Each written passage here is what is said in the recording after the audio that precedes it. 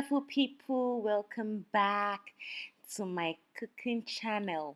We're going to be making zobo today, popularly known as sorrel or hibiscus, whatever name you call it. That is what we're going to be making today. And I have this recipe that is fail proof.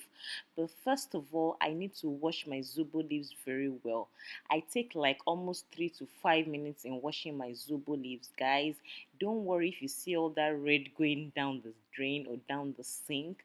We are still going to have very red soup at the end of the day. But because when you buy this from the market, it's usually very dirty. It has like a lot of dirt, which I'm picking out, and I try to wash it because it's always dusty as well. We're going to be drinking this, so I make sure that I wash it as much as I can, especially with just water. I don't use salt at all. I just use water. That's why I'm washing it a lot. I wash it until when I am satisfied, and then I transfer it into a big pot. I have a special pot for zobo. This is like my zobo pot.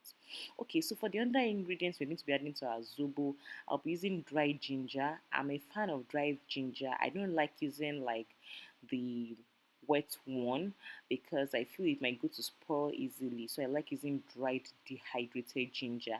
I added some cloves as well and some frozen pineapple skin, which I usually save for moments like this, just in case I don't have like pineapples at home. So I'm adding some water, enough water to cover up my zobo that I have. This was a lot, but because you're going to be cooking it, it will eventually like reduce in quantity. So I like adding a lot of water from the start before I go ahead to start boiling. And the last ingredient I'm putting is some lemon slices because I just like the combination of all this taste. This is basically all I add to my zobo.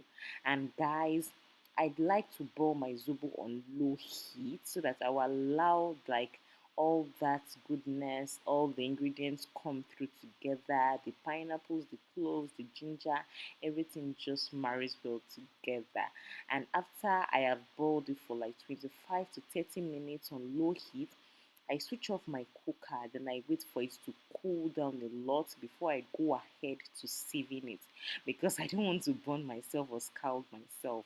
So I sieve it to extract all the, you can see all the zobo leaves. They're usually very tiny, and I can't stand when you're like finding some in your drink. That's personally for me.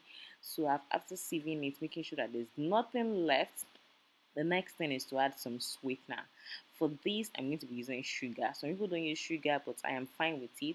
I don't usually add a lot, especially because of the pineapples I added before, but I'm okay with it. Like, I don't take this every day, so depending on the kind of sweetener you want, some people can use dates, some people use stevia, some people use honey, but I'm totally okay with a little bit of my sugar, especially for this particular Zobo recipe. Okay guys, so you can see that it really looks red. We didn't lose the natural color, and this is the Zobo. I filled it up in some bottles and it's time for me to enjoy. I just need to enjoy this like cold or whatever way you want to enjoy it. It was good, guys. It was really good.